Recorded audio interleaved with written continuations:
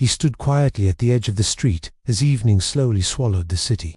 The sky was fading from orange to deep blue, and the air felt colder than before. In his hand, he held a single coin, just one. It was small, worn, and old, but to him, it meant survival.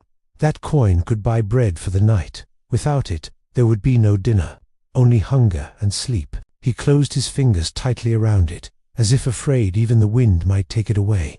His stomach ached. His legs felt weak. He told himself to walk away. "You have already suffered enough," his mind whispered. "No one will blame you." He took one step forward, then another. "Son, please wait." The voice was weak, almost lost in the noise of the street. The boy turned around slowly. An old man sat near a wall, his back bent, clothes torn, hands trembling. His beard was untrimmed, his eyes sunken deep into his face. They carried a tiredness that only long hunger can create. "I haven't eaten since morning," the old man said softly. "Even a little help would be enough." The boy felt his chest tighten. He opened his palm and stared at the coin again. The metal felt colder now. His mind began to argue with his heart. "If you give this away, you will sleep hungry. What if no one helps you? What if Allah does not answer tonight?" But another voice rose quietly inside him. "What if this is the test?" He remembered his mother's words from years ago, spoken during a difficult night. "Give, even when it hurts," she had said, "because Allah sees what no one else sees." His fingers trembled. This was not easy charity. This was sacrifice. Time seemed to slow. The street noise faded. Only the boy, the old man, and the coin remained. Finally, he knelt down. With shaking hands, he placed the coin into the old man's palm. The old man's eyes widened in shock. "But this is all you have," he said. "You will have nothing left." The boy smiled, a small, tired, honest smile.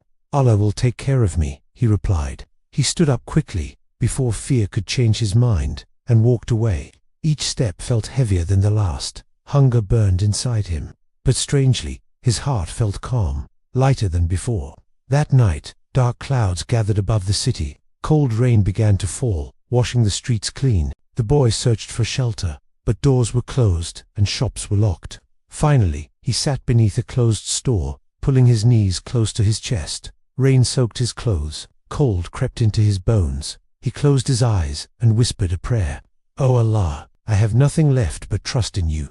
Minutes passed. The rain grew heavier. Then, footsteps. Someone stopped in front of him. The boy looked up. A well-dressed man stood there, holding an umbrella and a warm coat. His face was calm, his eyes kind. "Why are you sitting here alone in this rain?" the man asked gently. The boy hesitated, then told him everything.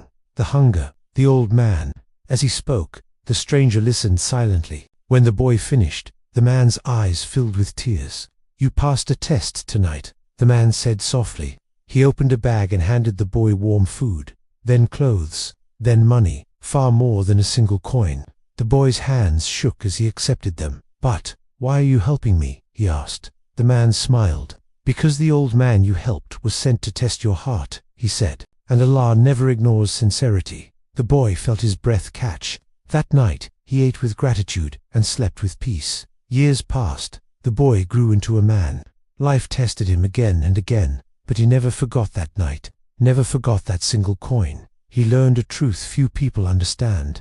What you give for Allah is never lost. It always returns, multiplied. Sometimes as food, sometimes as help, sometimes as peace in your heart, and sometimes in ways you could never imagine. If this story touched your heart, don't stop here. Another lesson is waiting for you.